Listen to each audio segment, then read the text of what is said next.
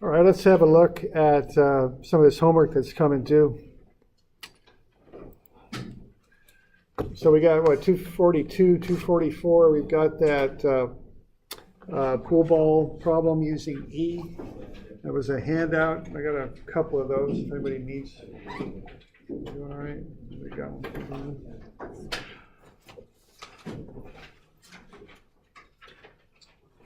Okay.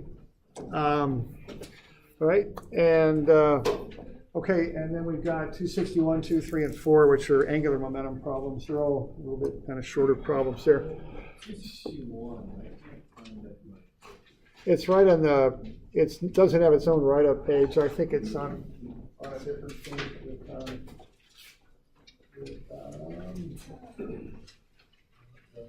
on page 14. Yeah, page 14.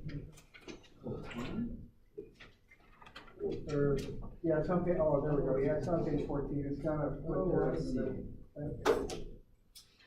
All right. All right, so this first one here is just a standard collision problem that involves a few different things. Now, one thing I want you to start to kind of figure out is the how to use the proper method for a given problem, and the most efficient method, you might say. So what's going to happen is these two objects are going to slide, they're going to hit right in there. There's going to be a collision, and that's going to be one analysis you're going to do. But then the second thing they do is they travel a distance out on flat ground to get to that position there. Now what I'm seeing there is distance, and I'm seeing initial velocity and a final velocity of 0. So I think what I'm going to do on that is use work energy, okay? That's going to be the quickest way to solve that little bit there. Now the collision is going to be momentum. So I want you to start to just be able to recognize the type of problem and come up with the way to solve it that's most effective, okay? All right. So the work energy part there, what I would do with that is we're going to analyze the part 1 there is just looking at A and B. We're going to start at their ending points and take it back to just after the collision. Okay, this involves friction and distance, and also velocity, which is what we're going to want to find. So the quick way to do that is work energy. Now you could do it other ways, but the quickest way I can think of on a situation like that is work energy. So I've got the full work energy formula there. We're on flat ground, so the potential energies go away, and we have no springs, so that goes away. And it ends up at rest, so that goes away. The KE2, the kinetic energy on the right. So it just boils down to the kinetic energy initially, plus the change in work is 0. Okay? So that's how that works out. So what I want to do here is find the friction. So I find the weight, which is based on the mass, of course, and then I find the normal force, and then factor it by the 0.4 coefficient of friction. So the friction is 15.7. So if I take the initial kinetic energy and subtract off the friction times the 10-meter distance, what I can do is find the velocity of A just after the collision. Okay. So I'm using work energy to accomplish that. So are we okay with that? You got any questions on what I'm doing there? The approach.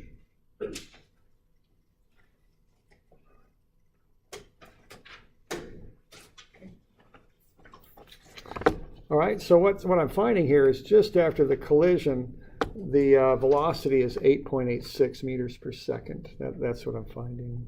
Okay.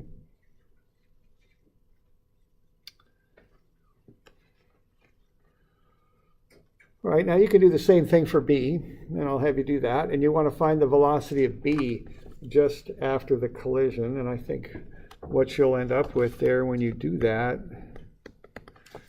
is, yeah, I've got it right there. It's 12.9. Actually, when I ran it, just to get it, 12.94 meters per second. Okay, same analysis, same sort of thing. Okay. So we okay with that? We got any questions? All right. So once we've got it walked back to that situation there, just after the collision, you're going to want to analyze the collision. Now, collisions are best analyzed with momentum, okay? That's really the method to analyze a collision with, okay? So now this involves a couple of things here. Now we're going to assume that the collision occurs in a very, very short amount of time. What that does is take this time element of impulse down to about 0, which means if you just analyze just the collision, you don't have to worry about the impulse. We're going to take that to 0. And the reason we're doing that is because we're assuming the time in which the collision occurs is very small. Okay, so impulse is force times time. So if the time goes down to 0, that impulse is going to 0 out. Okay, that's the assumption we make. So that allows us to do conservation of momentum. Now, when you do that, you just look at the mass velocity before and after the collision. Now, the one important thing here is you've got to vectorize that, and that's very important, okay?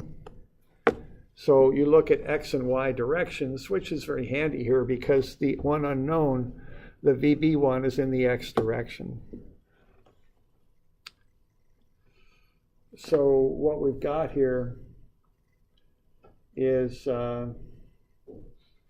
made an error there in a minute. I won't go back to it, but I've got one error there that I just wrote down. I had a thumb number that I wrote down, but we'll go back to that in a second.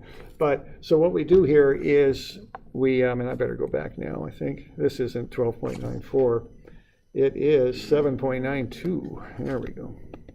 I picked the wrong number off of my handout. There we go. Yeah, it's VB. Okay.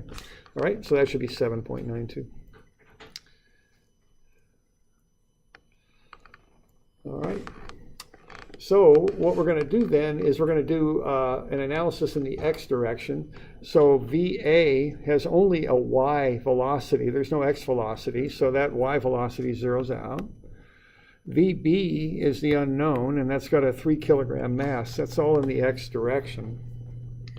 And then I take the mass of A, 4 kilograms, times the cosine of this angle, this 30-degree angle. That'll get me the x component right there. That's the adjacent side to the 30-degree angle, times its velocity just after the collision, which is 8.86. All right, and then I'm going to do the same sort of thing again here.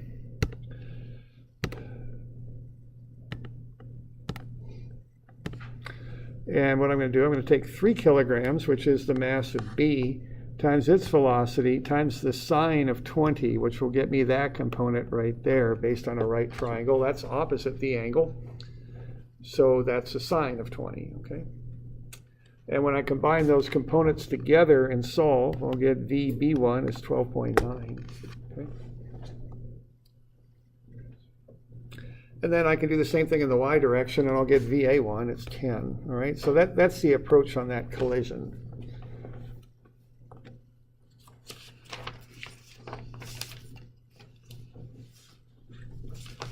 So do we have any questions on it? We doing all right with that?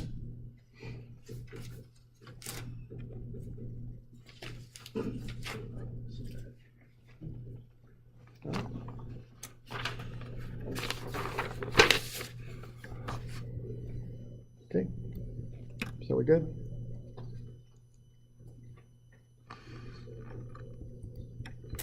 All right, now the next one is here, that's 244. That's a truck going across a flat car. We're going to assume the flat car rolls without resistance, which is a pretty big assumption, but we'll go ahead and make that, okay?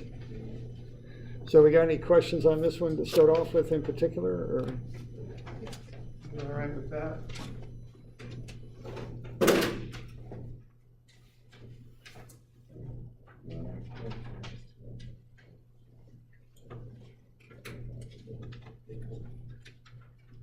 Okay, so I think what's happening with this one is you've got a few things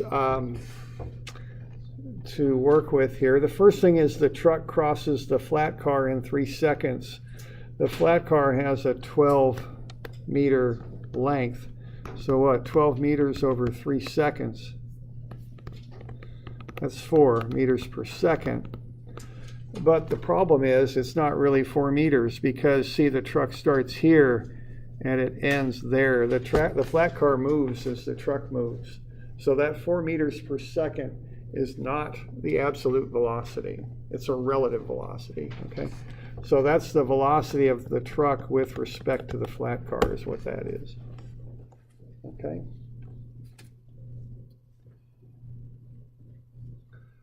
So are we okay with that?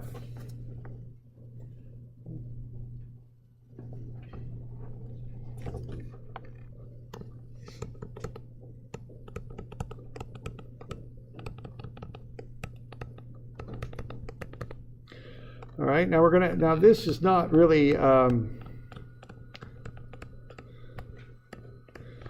collision, but it is an interaction between two objects. Okay, we're going to assume conservation of momentum. Our linear momentum equation looks like that.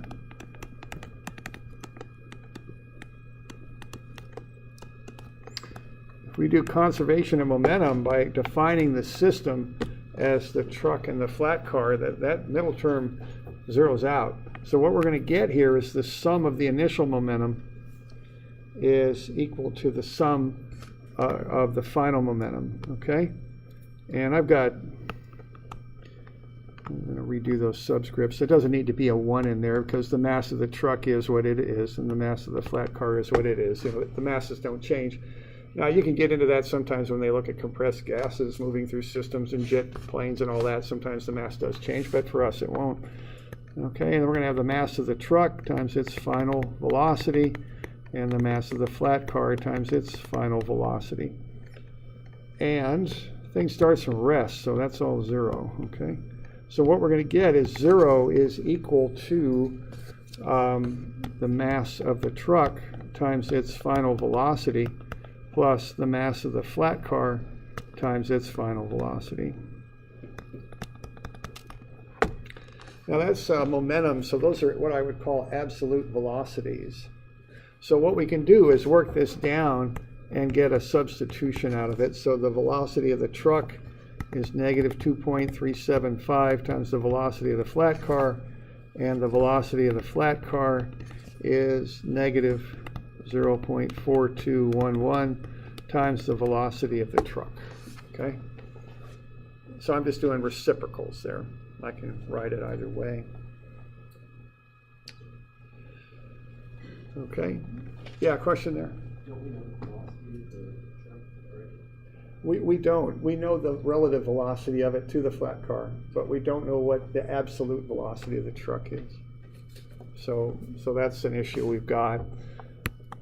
And see, that's kind of the little conundrum we got to work through on this.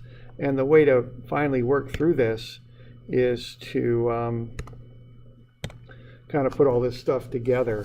And the way you put it together is you say the velocity of the truck is the velocity of the flat car plus the velocity of the truck with respect to the flat car. Now that's a vector equation, but everything's going in the x direction, so you know it's not that critical that we use i's and j's and all that stuff on there, but it is a vector equation, just so you know. All right. So what we're going to have here is the velocity of the truck is equal to, not the mass, the velocity of the flat car plus that relative velocity, which is 4, okay? And then what you know is you can substitute, see?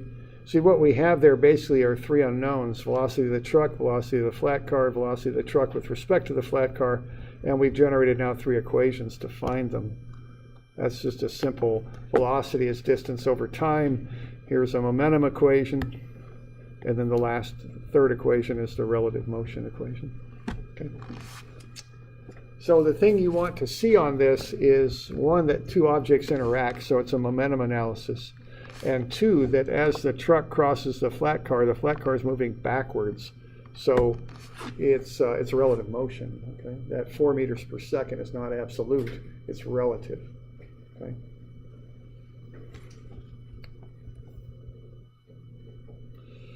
All right, and so once you got that, you can go ahead and do a little multiple equations there. What I put in negative 2.375 times the velocity of the flat car. I'll put that in for the velocity of the truck. That's the velocity of the flat car plus 4. And then I can solve for the velocity of the flat car, and that is negative 1.185. And then I can find the distance for the flat car is equal to the velocity times the time. Now that's a negative, which I want to hold through, and that works out to be negative 3.56 meters. So that's how far that flat car is going to move in that period of time.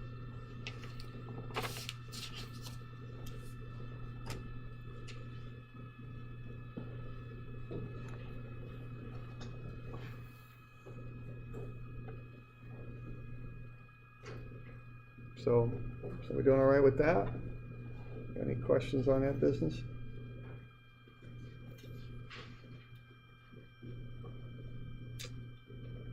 Okay.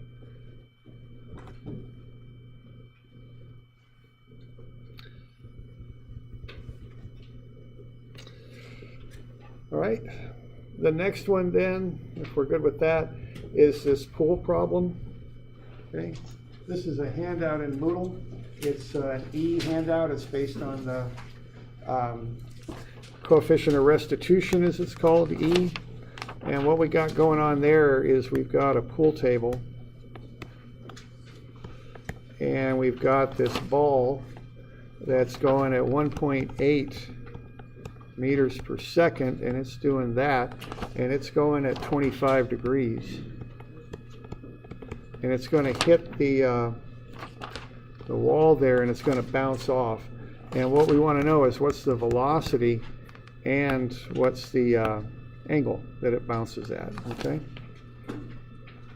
And what we've got here is that E is 0.54. So we're going to want to know what's theta and what's the velocity. And that's 1.8 meters per second that it's coming in at. So this is a vector exercise, some of this, okay? And, and again, I'm saying that a number of times, but it is something that you need to remember. You got to treat momentum like a vector.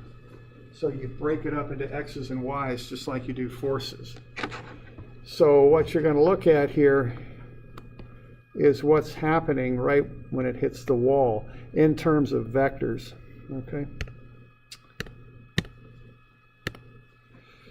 So what's happening in terms of vectors is we've got that going on before the collision, so to speak, and then after the collision, we got this going on, okay? And so we're going to want to kind of figure out what's going on, okay? So that's kind of how we want to look at that. So I've got the 25 degrees, so I'll just go sine 25 times 1.8 and cosine 25 times 1.8. I'm going to want to get that trigged out, so to speak, so I've got the different directions or the different magnitudes of the velocity in the different directions. So that's 0.761.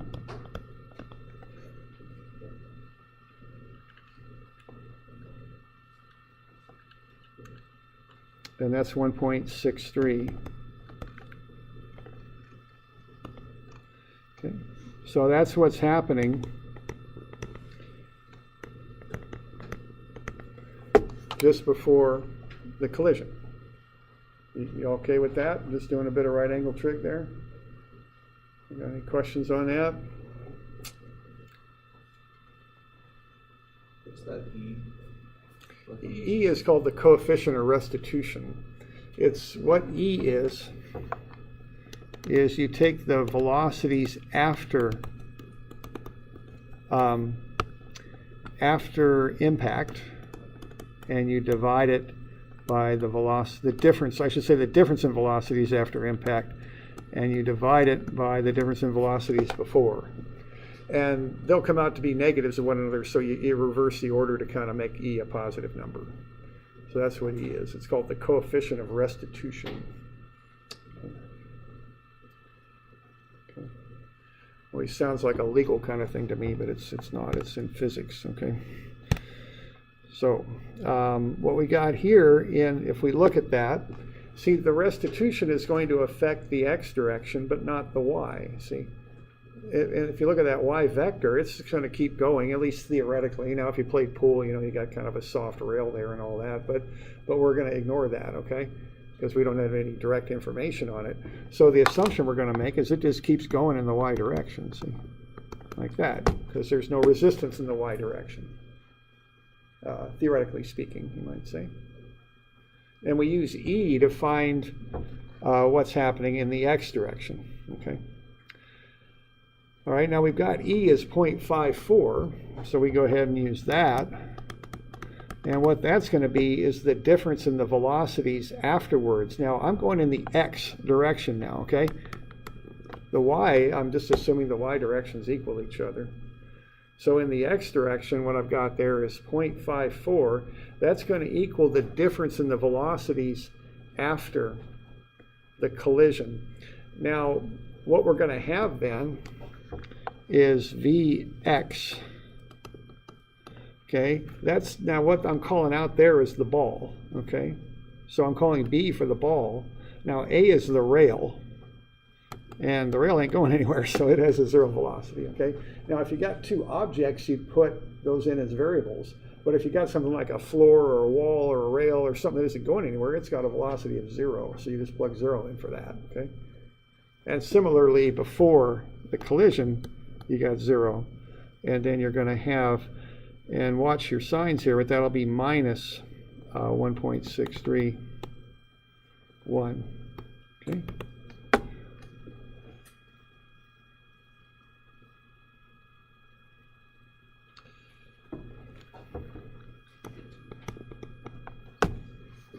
And so you'll get a negative answer out of that, which you should, because the x is going to be moving in the opposite direction after the collision than it did before. Okay?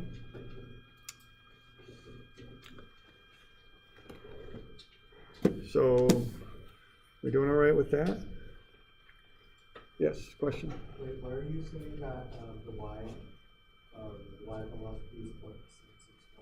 Okay, so the question is, why am I assuming the y velocity is 0.761? The reason is, theoretically speaking, there's nothing in this system that resists motion in the y direction. There's no force exerted that direction. So the assumption is that the ball starts with 0.761, it'll just keep going with that velocity after the collision. The collision is only directing a force in the x direction, that's all it's doing. Okay? The force would be normal to the surface, which would be in the x direction only. So it doesn't cause a change in the y velocity.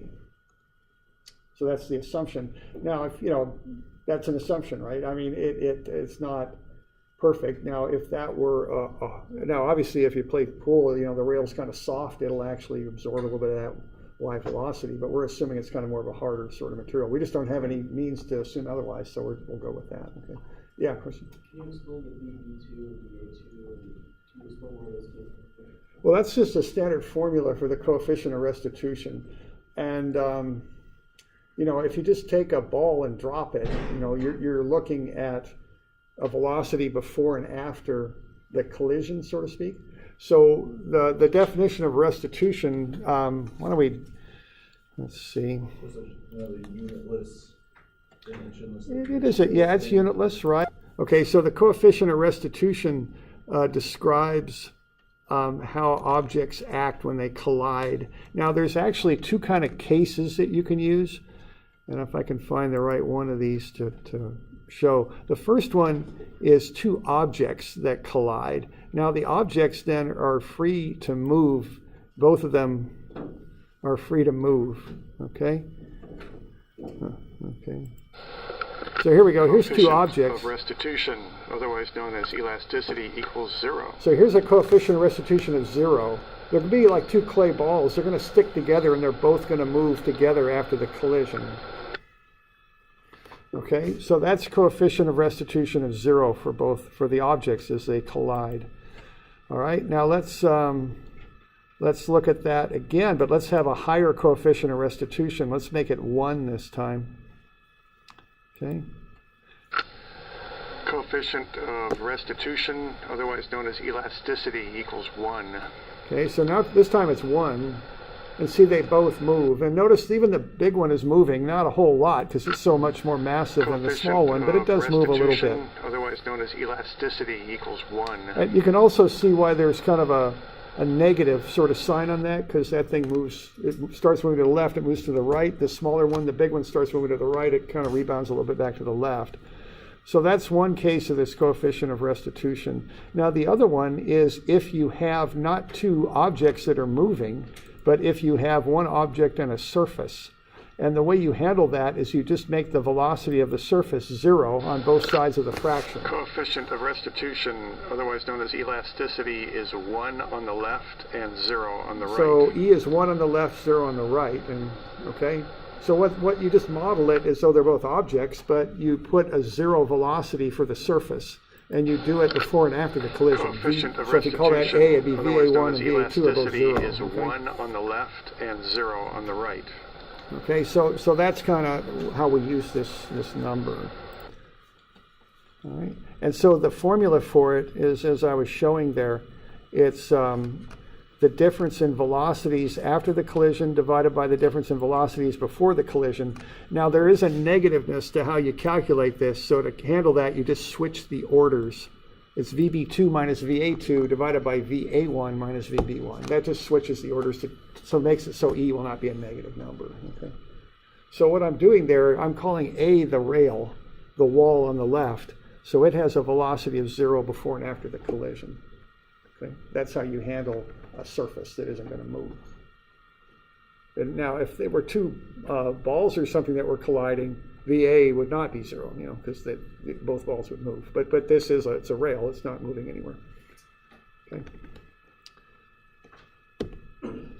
So, we good with that?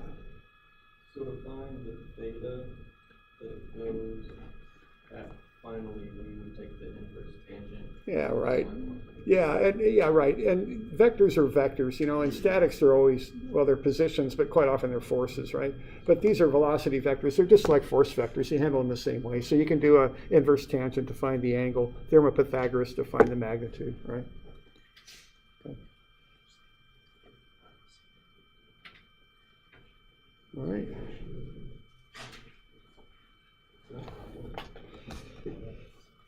So we got any questions on that one?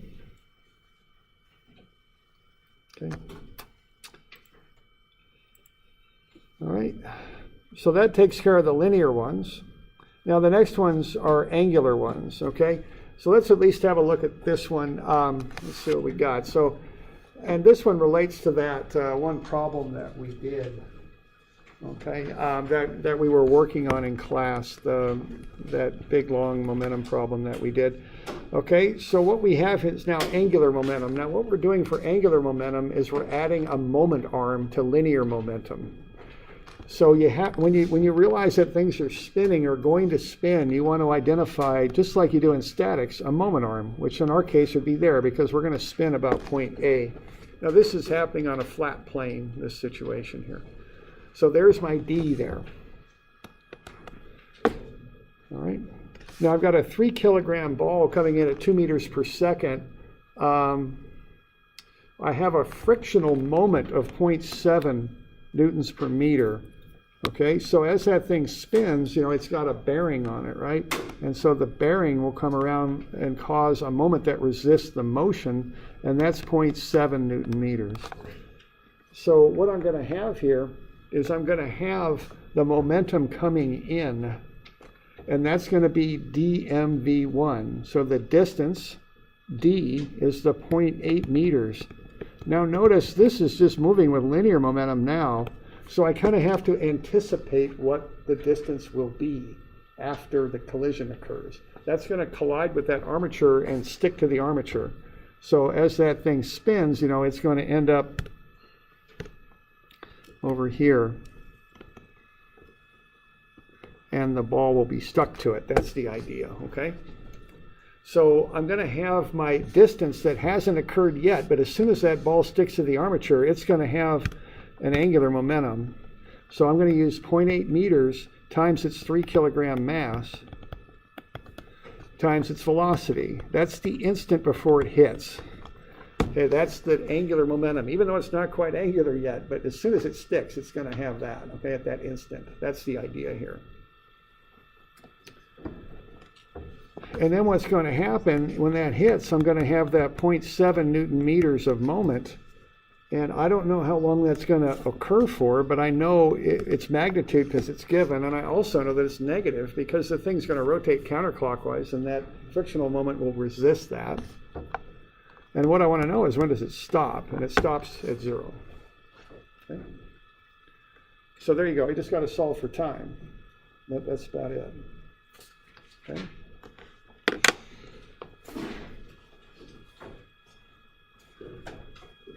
So are we doing all right with that? You got any questions on that?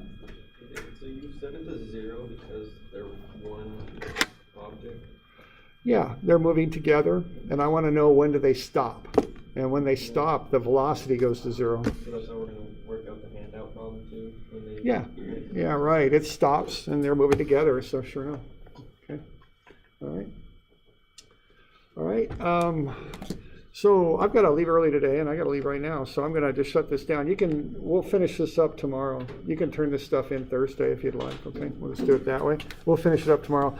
Now remember, we've got that MECOP thing going on tonight from 5 to 6 over the engineering lab, so if you want to learn about MECOP, just head over there. I think they're going to bring some pizza and stuff, so Brian will be over there, okay? So remember that.